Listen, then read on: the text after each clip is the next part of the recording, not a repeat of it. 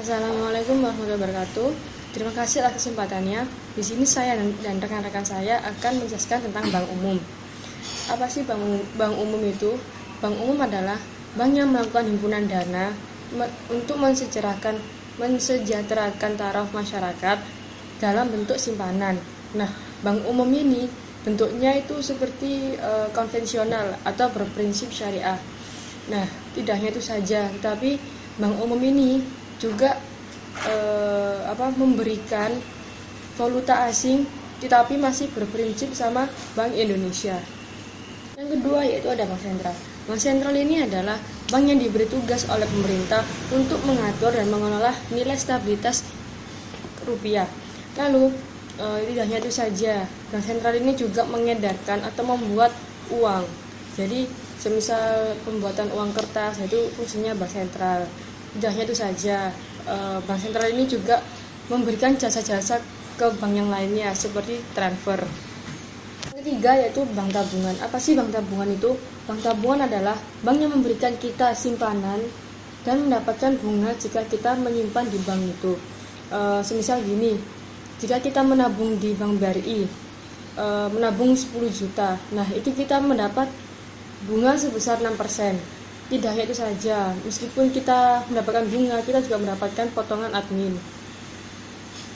Lalu selanjutnya itu ada bank pembangunan. Apa sih bank pembangunan ini? Bank yang mengumpulkan dananya melalui simpanan yang berbentuk deposito atau surat berharga yang memiliki jangka menengah hingga jangka panjang. Tidak hanya itu saja, tapi bank pembangunan ini juga memberikan kredit secara jangka menengah dan jangka panjang juga. Lalu selanjutnya yaitu ada ciri-ciri bank liquid. Bank liquid itu adalah, liquid sendiri itu adalah suatu aset yang suatu saat bisa dicairkan dengan uang tanpa mengurangi nilai uang tersebut, seperti kas, terus cek, kayak gitu. Yang pertama yaitu memegang alat liquid seperti uang kas, terus rekening pada bank, dan lain-lain. Kedua yaitu memiliki surat berharga yang bernilai tinggi. Jadi semisal suatu saat kita akan menukarkan surat berharga itu, kita tidak kekurangan dari nilai surat berharga itu. Yang ketiga yaitu memiliki kemampuan untuk alat liquid melalui pencetakan surat hutang seperti Kalmoni, seperti itu. Selanjutnya yaitu ada tujuan bank. Tujuan bank ini dibagi menjadi dua, yaitu tujuan jangka pendek dan tujuan jangka panjang. Yang tujuan jangka pendek ini seperti adanya batas maksimum untuk likuiditas wajib, seperti sehari harus ada berapa untuk yang ditargetkan. Lalu yang kedua yaitu memberikan pelayanan secara optimal kepada nasabah. Dan yang ketiga yaitu menanamkan dana pada tingkat. Lalu yang ketiga yaitu ada menanamkan dana pada tingkat bunga yang layak, aman, dan fleksibel. Yang di jangka panjangnya yaitu ada dua, seperti memperoleh laba yang optimum. Lalu yang kedua itu memaksimumkan nilai perusahaan. Biasanya ini untuk mencari laba bagi suatu bank tersebut. Sumber dana bank itu menjadi dibagi tiga, yaitu sumber dana yang berasal dari masyarakat, sumber dana yang berasal dari bank itu sendiri, dan sumber dana yang berasal dari lembaga. Selanjutnya akan dijelaskan oleh rekan saya. Terima kasih.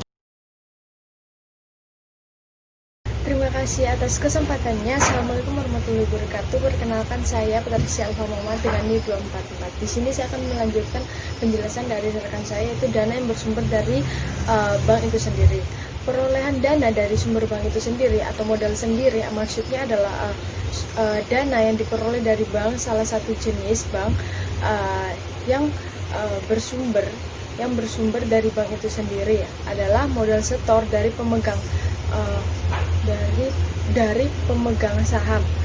Dana sendiri adalah dana yang berasal dari pemegang saham bank atau pemilik saham.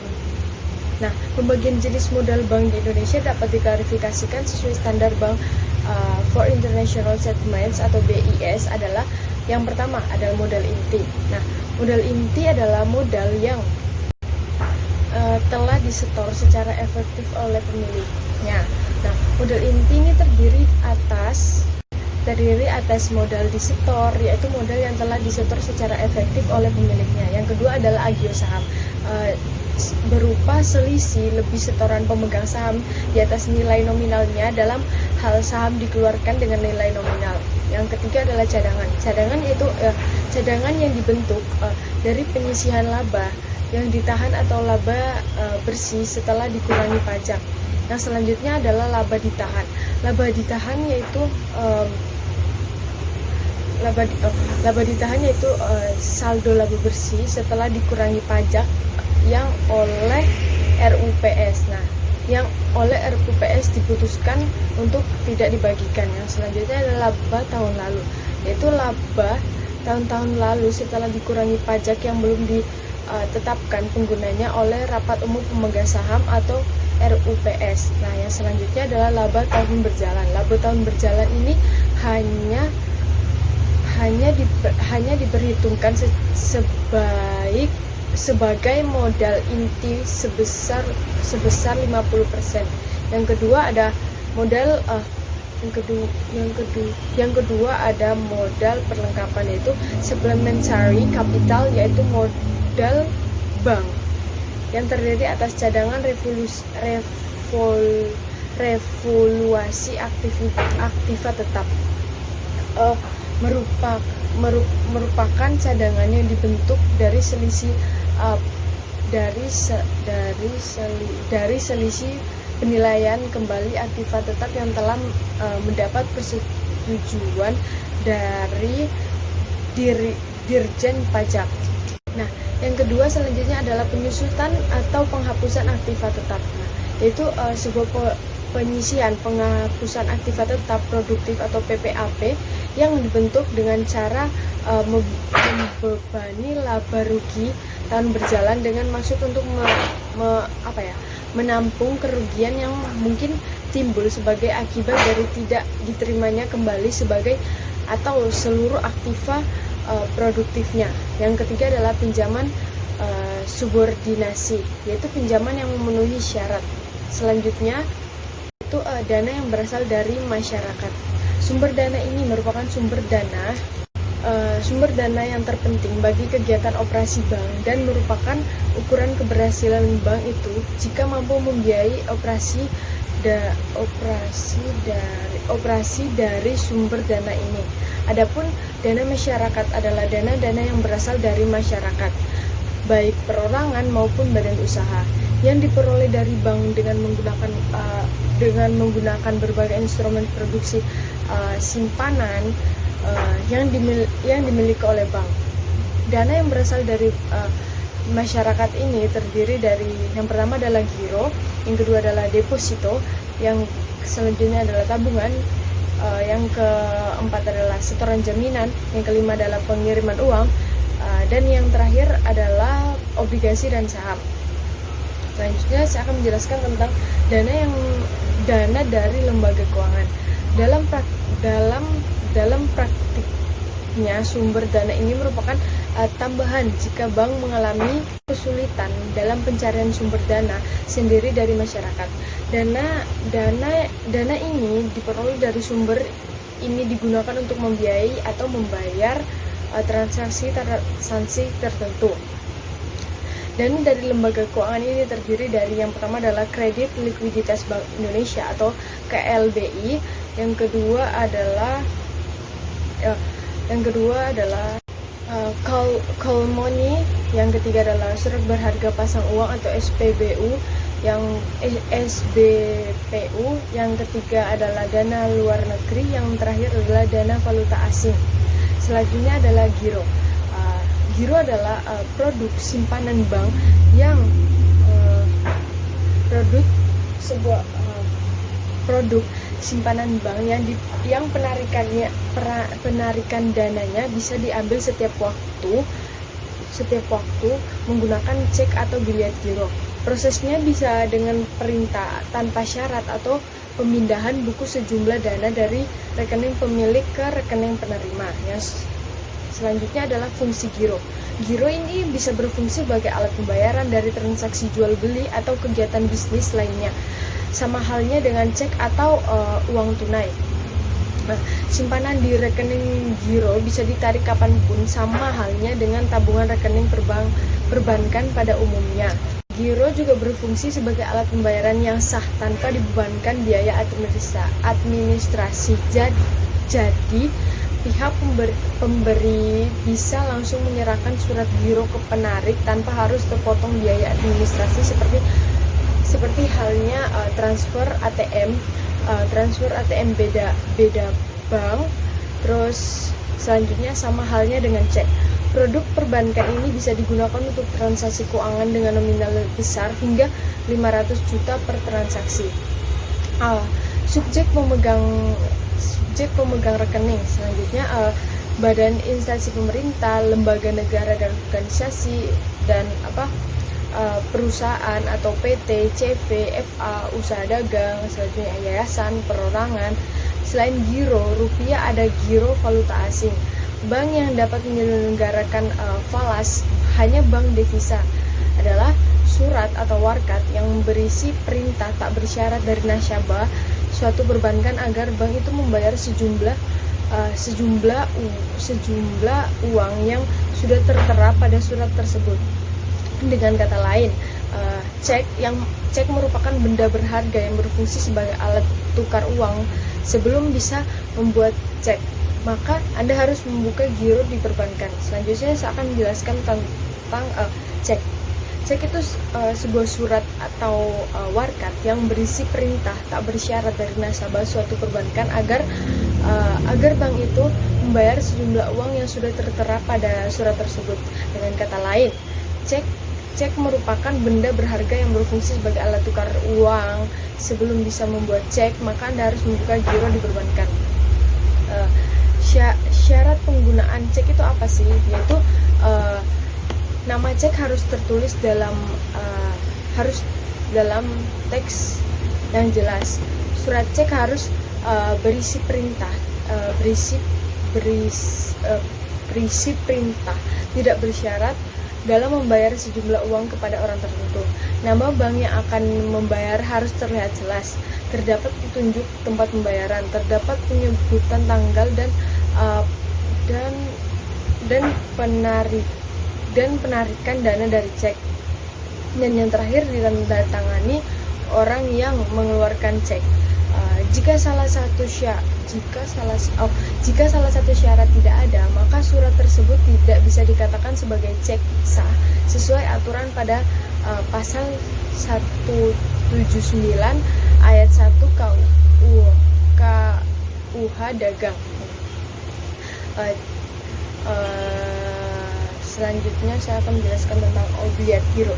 Obliat giro ini merupakan surat perintah pemindah bukuan atau surat perintah dari nasabah sebuah bank kepada bank yang berasal dari kepada bank yang bersangkutan untuk memindahkan sejumlah uang atau dana dari rekening nasabah tersebut ke rekening penerima. Nama dari rekening penerima yang juga sudah disebut berikut juga nama bank penerima. Nah, selain itu, istilah tersebut juga mengandung inti sebuah mekanisme pembayaran atau bisa disebut pencairan uang yang berlaku pada giro. Penggunaan biliet ini sangat banyak manfaatnya dalam transaksi perbankan. Salah satunya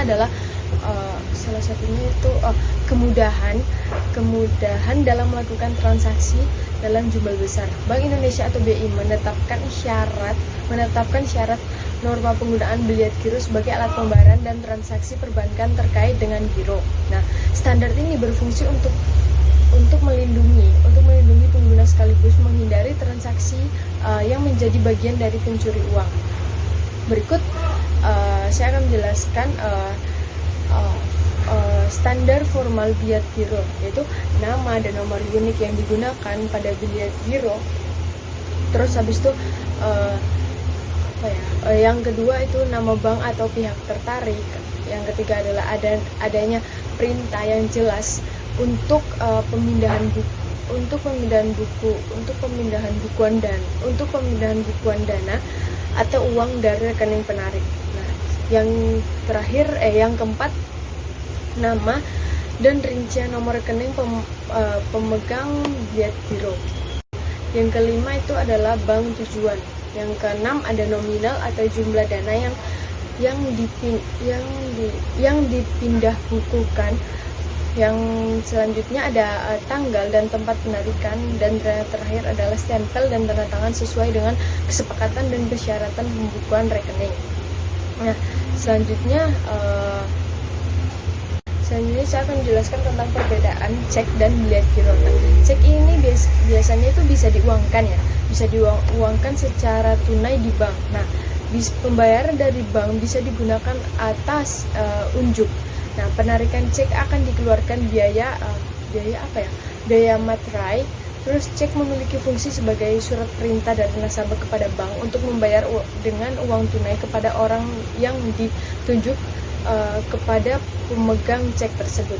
Cek tidak dapat diuangkan pada bank yang bersangkutan sebelum diberi tanggal penerbitnya. Hanya cek juga bisa hanya tercantum tanggal penerbit karena dikenal adanya cek mundur. Sumber hukum Kitab Undang-Undang Hukum Dagang. Selanjutnya saya akan menjelaskan perbedaan tentang bilet giro. Bilet giro ini tidak bisa langsung diuangkan, tidak bisa diuangkan langsung secara tunai atau pemindahan bukuan. Yang dilakukan bank hanya dapat dilakukan atas nama. Nah, selanjutnya pihak penarik atau dibebaskan dengan biaya materai. Nah, bilet giro ini berfungsi sebagai surat perintah dari nasabah kepada bank untuk memindahkan buku dananya kepada orang yang ditunjuk untuk mempunyai rekening yang jelas kepada bank tertentu.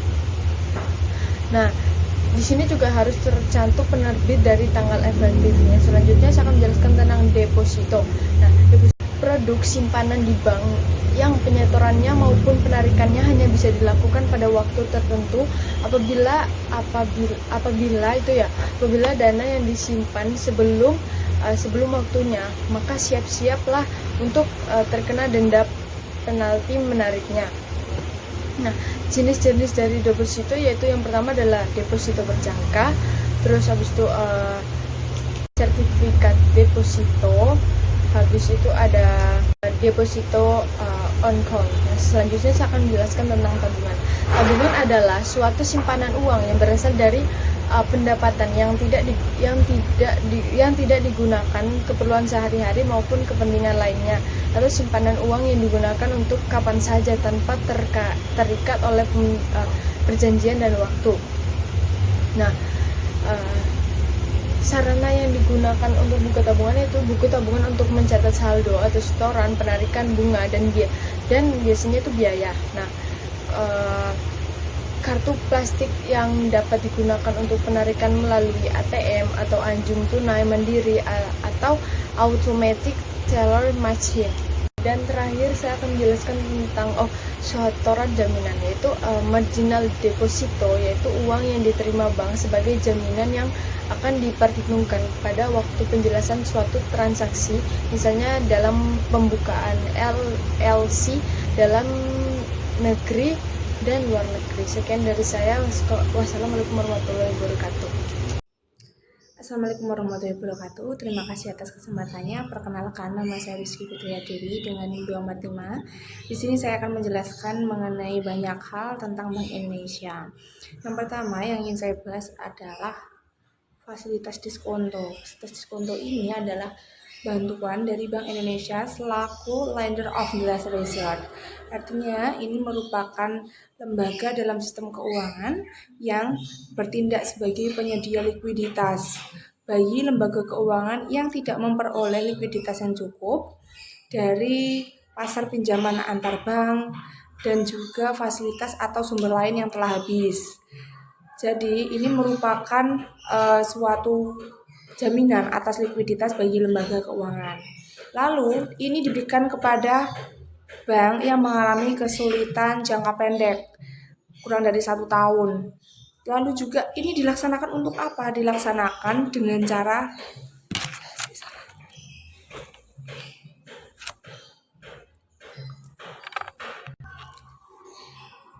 Terima kasih atas kesempatannya. Perkenalkan, nama saya Rizky Fitria Dewi dengan NIM 245. Di sini saya akan melanjutkan presentasi dari rekan saya. Saya akan membahas mengenai banyak hal tentang Bank Indonesia. Yang pertama, saya akan membahas mengenai fasilitas diskonto.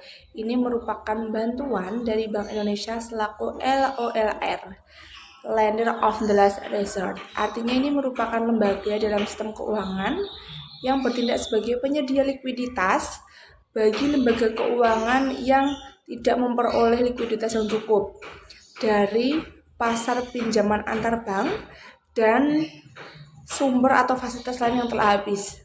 Ini merupakan jaminan atas likuiditas bagi lembaga keuangan. Lalu, ini diberikan kepada bank yang memiliki kesulitan likuiditas jangka pendek atau kurang dari 1 tahun. Dengan cara apa? Ini dilaksanakan dengan cara pembelian promes. Promes ini merupakan salah satu contoh dari surat berharga yang diterbitkan oleh bank yang cukup sehat, oleh Bank Indonesia. Bank yang cukup sehat ini dapat kita ketahui dari analisa Camel, kapital, aset, manajemen, earning, dan juga liability. Dalam arti modal yang cukup, aset, manajemen, laba atau keuntungan, dan juga likuiditas. Lalu, tujuannya untuk apa sih sebenarnya fasilitas diskonto ini? Tujuannya adalah untuk menanggulangi kesulitan likuiditas sementara jangka pendek itu tadi, dan untuk memperlancar pengaturan dana sehari-hari. Selanjutnya, saya akan membahas mengenai pinjaman antar bank. Pinjaman antar bank ini contohnya ada 3. Yang pertama adalah call money, kedua adalah bantuan dana lebih dari 7 hari, dan yang ketiga yaitu penerimaan luar negeri.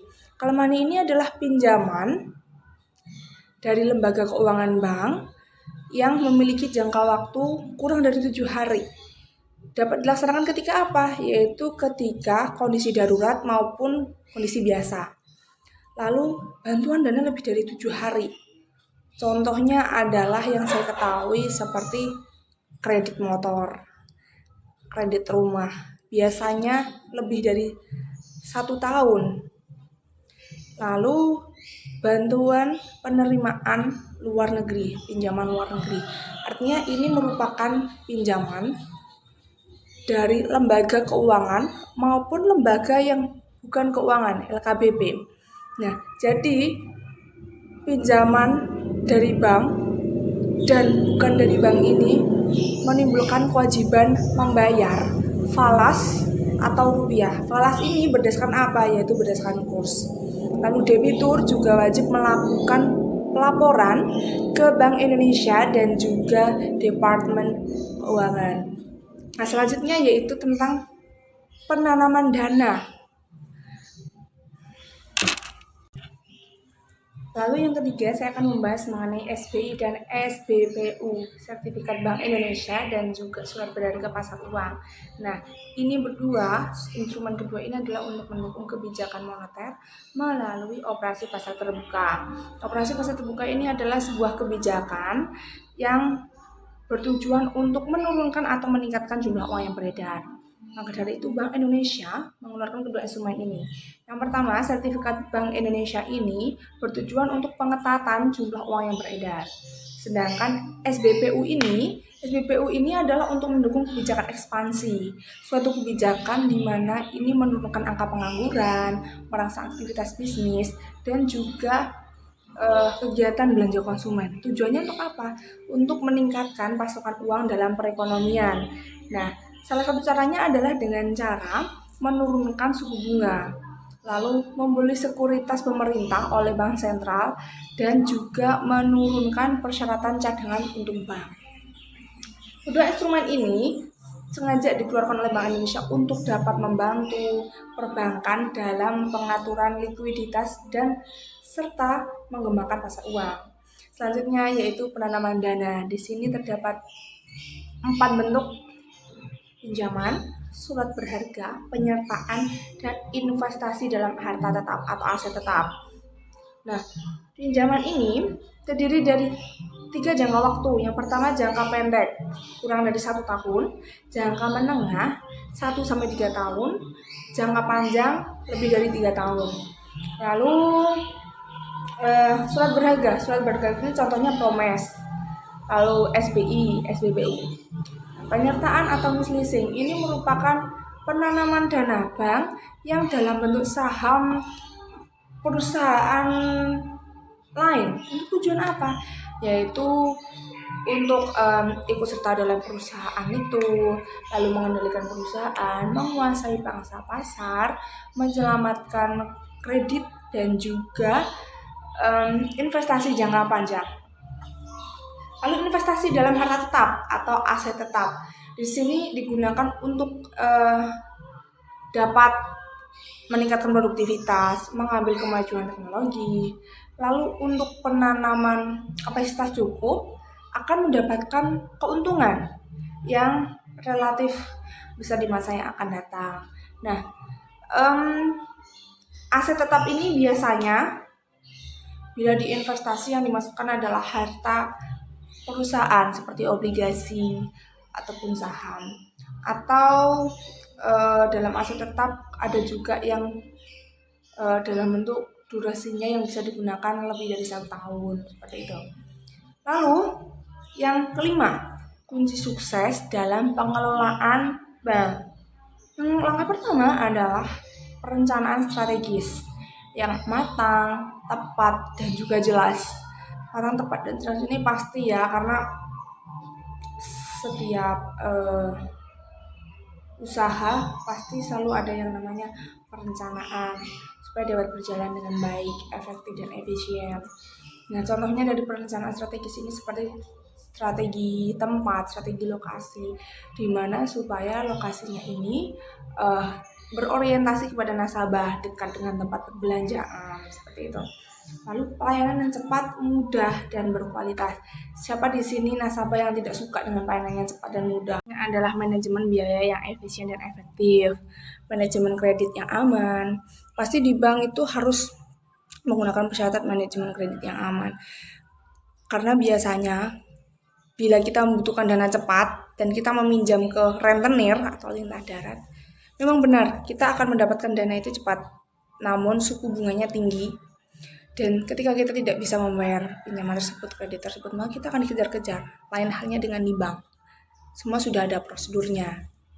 Dan itu semua sudah berdasarkan perundang-undangan yang tentunya aman. Lalu manajemen sumber daya yang profesional pasti.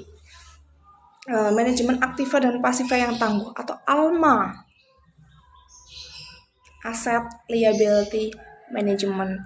Nah, ini biasanya adalah untuk strategi ini biasanya untuk menetapkan strategi, mengeliminasi resiko likuiditas, resiko bunga bank, resiko nilai tukar, dan juga risiko operasional dalam mencapai keuntungan bank. Nah, tujuannya untuk apa? Untuk menjaga kesehatan bank dengan analisa CAMELS itu tadi yang saya jelaskan. Terus aktiva ini apa sih? Aktiva ini sebenarnya kalau kita tahu bentuknya dalam bentuk saldo seperti giro, deposit. Lalu pasiva ini hutang dalam bentuk hutang, ada hutang dagang, hutang obligasi seperti itu.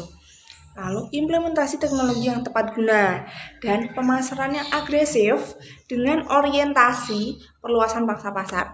Pemasaran ini perlu ya dimanapun itu.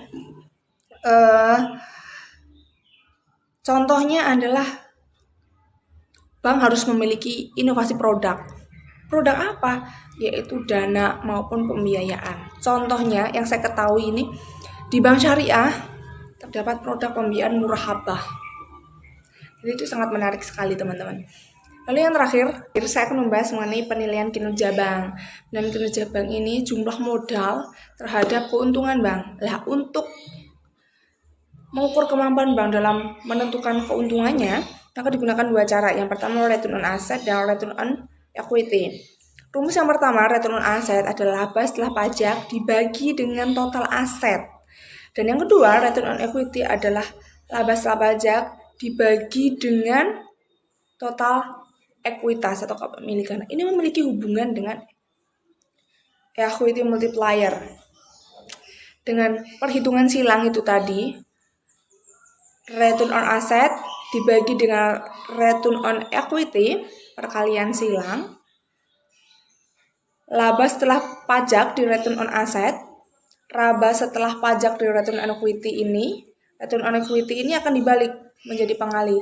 Jadi return on asset, laba setelah pajak dibagi dengan total aset dikali dengan total ekuitas dibagi dengan laba setelah pajak.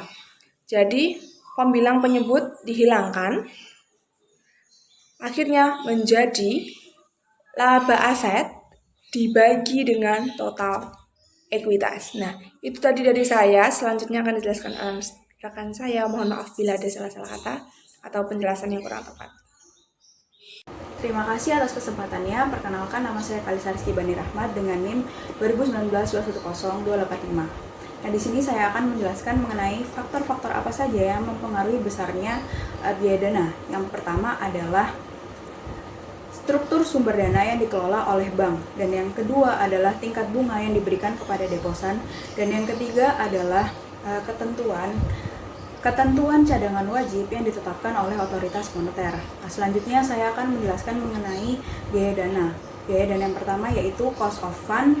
Nah, menurut Kasmir dalam bukunya Bank dan Lembaga Keuangan Lainnya, cost of fund berarti total bunga yang dikeluarkan oleh bank untuk memperoleh biaya dana baik dalam bentuk simpanan giro, tabungan maupun deposito.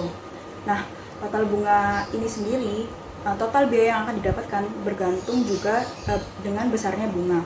Nah, semakin besar bunga yang ditetapkan kepada bunga simpanan, maka semakin besar pula dana yang akan kita dapatkan. Selanjutnya saya akan menjelaskan mengenai cost of loanable fund. Cost of loanable fund ini adalah cost of fund dikurangi dengan reserve requirements. Nah, apa itu reserve requirements? Reserve requirements atau legal reserve requirements, atau yang di Indonesia dikenal juga dengan GWM, giro wajib minimum, adalah simpanan minimum yang wajib dipelihara dalam bentuk giro di Bank Indonesia bagi semua bank. Nah, GWM ini juga menjadi instrumen bagi Bank Indonesia untuk membuat kebijakan moneter dalam pengendalian inflasi, nilai tukar, dan juga jumlah uang yang beredar. Nah, saat ini terdapat 3 jenis GWM di Indonesia. Yang pertama adalah GWM primer, yaitu minimal 8% dari dana dari pihak ketiga. Yang kedua adalah GWM sekunder, yaitu minimal 4% atau bisa dalam bentuk sertifikat Bank Indonesia. Dan yang terakhir adalah GWM LDR atau loan to deposit ratio yang takarannya di bawah 78% atau melebihi 92%. Selanjutnya saya akan menjelaskan mengenai jasa-jasa bank lainnya. Nah, jasa-jasa bank yang lainnya ini adalah kegiatan perbankan yang ketiga. Tujuannya adalah untuk mendukung dan memperlancar kegiatan menghimpun dan menyalurkan dana. Nah, harapannya semakin banyak jasa yang diberikan oleh bank, semakin baik pula bagi nasabahnya, dengan harapan nasabah bisa melakukan transaksinya cukup hanya di satu bank saja. Nah, keuntungannya apa dalam jasa-jasa perbankan, jasa-jasa bank lainnya ini?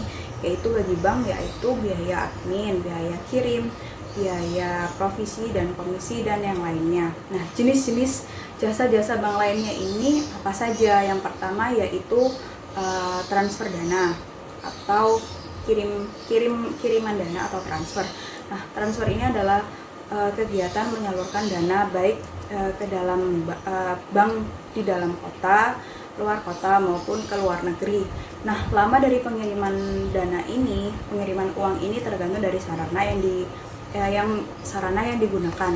Nah, apa saja keuntungannya bagi para nasabah jika mengirimkan uang melalui bank? Yang pertama adalah lebih cepat dan lebih mudah. Yang kedua adalah pastinya keamanannya bisa dipertanggungjawabkan. Dan yang ketiga, nasabah bisa melakukan pengiriman uang hanya dengan menelpon dengan memberikan nomor rekening. Dan apa saja keuntungannya bagi bank? Nah, yang pertama yaitu biaya administrasi, biaya kirim, biaya provisi, dan biaya komisi. Nah, jasa yang kedua yaitu clearing. Clearing adalah penyelesaian hutang piutang antar bank dengan cara menyerahkan warkat-warkat yang akan dikeliringkan di lembaga clearing. Nah, lembaga clearing ini sendiri sudah dibentuk dan dikoordinasi oleh Bank Indonesia. Nah, warkat-warkatnya apa saja? Yang pertama adalah cek, yang kedua bill liat giro atau BG, dan yang ketiga adalah LLG. Nah, selanjutnya jasa yang ketiga adalah inkaso atau collection. Inkaso atau collection ini sendiri adalah jasa untuk menagihkan warkat-warkat yang berasal dari luar kota maupun luar negeri.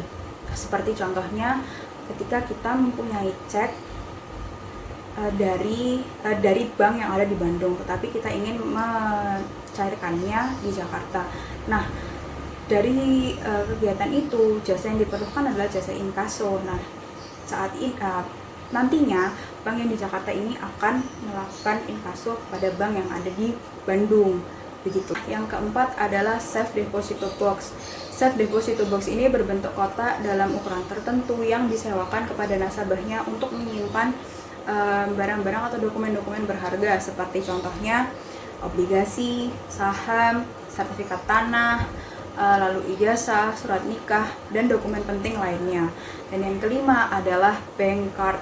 Bank card ini adalah kartu plastik yang dikeluarkan oleh bank bagi para nasabahnya yang bisa digunakan sebagai alat pembayaran atau yang biasa kita kenal dengan kartu ATM. Nah, penggunaan kartu ATM ini atau bank card ini sudah sangat umum di masyarakat kita karena hampir seluruh tempat pembelanjaan atau tempat hiburan atau bahkan perkantoran sudah menggunakan bank card ini. Dan yang keenam adalah bank notes. Bank notes ini adalah uang kartal asing yang dikeluarkan oleh bank di luar negeri yang mempunyai sifat juga seperti uang tunai yang biasa dikenal dengan devisa tunai. Nah, bank notes ini dalam perjualbeliannya diklasifikasikan menjadi dua kelompok, yaitu banknotes yang lemah dan juga banknotes yang kuat. Nah, bank sendiri pastinya juga akan lebih suka dengan banknotes yang kuat. Nah, apa saja yang termasuk ke dalam banknotes yang kuat? Yaitu yang pertama dolar Amerika, lalu Hong Kong dollar, Japanese yen, dan juga Australian dollar. Nah, lalu apa saja yang termasuk dengan banknotes yang lemah? Yaitu yang pertama ringgit Malaysia, Thai baht, dan juga New Zealand dollar serta Canadian dollar. Selanjutnya yang ketujuh adalah traveler's check. Nah, traveler's check atau yang biasa kita kenal dengan cek wisata atau cek bepergian ini sering dibawa oleh turis. Nah, cek ini pun juga diterbitkan dalam bentuk pecahan-pecahan seperti uang kartal pada umumnya dan diterbitkan pula dalam mata uang rupiah maupun mata uang asing. Nah, traveler's check ini dapat dibelanjakan dan diuangkan, serta pembelian dan penjualannya menggunakan kurs devisa umum. Nah, yang kedelapan adalah letter of credit atau LC. Nah, LC ini adalah jasa yang diberikan kepada masyarakat untuk memperlancar arus barang, ekspor impor maupun dalam negeri antar pulau. Nah, secara umum, LC ini merupakan suatu pernyataan dari bank atas permintaan nasabah untuk menyediakan sejumlah uang dan membayarkan sejumlah uang kepada pihak ketiga. Nah, terdapat berbagai jenis LC, seperti contohnya revocable LC, irrevocable LC, usance LC, restricted LC, unrestricted LC, dan sebagainya. Nah, yang ke-10 adalah memberikan jasa-jasa di pasar modal. Nah, dalam hal ini perbankan pun juga mempunyai peranan penting contohnya sebagai penjamin atau guarantor, lalu sebagai perantara perdagangan efek atau broker, lalu sebagai pedagang efek atau dealer, lalu sebagai perusahaan investasi investment company, dan juga sebagai wali amanat atau trustee. Nah, yang ke-12 adalah menerima setoran-setoran. Nah, dalam hal ini bank pun juga membantu nasabahnya untuk menerima setoran-setoran dan membayarkannya, seperti contohnya pada pembayaran listrik, pembayaran air, pembayaran pajak, bahkan pembayaran biaya kuliah. Nah, yang ke-12 adalah melakukan pembayaran. Nah, dalam hal ini biasanya para perusahaan juga bekerja sama dengan bank untuk membayarkan gaji kepada karyawannya. Lalu pemerintah pun juga mengadakan kerjasama dengan bank pemerintah untuk membayarkan semisal pensiun atau untuk membayarkan Ini di luar dari pemerintah, atau bank itu juga bisa membayarkan hadiah atau dividen kepada masyarakat. Dan yang ke-13 adalah kegiatan-kegiatan lainnya. Nah, itu tadi adalah presentasi dari kelompok 8. Mohon maaf apabila masih ada banyak kesalahan. Terima kasih atas perhatiannya. Wassalamualaikum warahmatullahi wabarakatuh.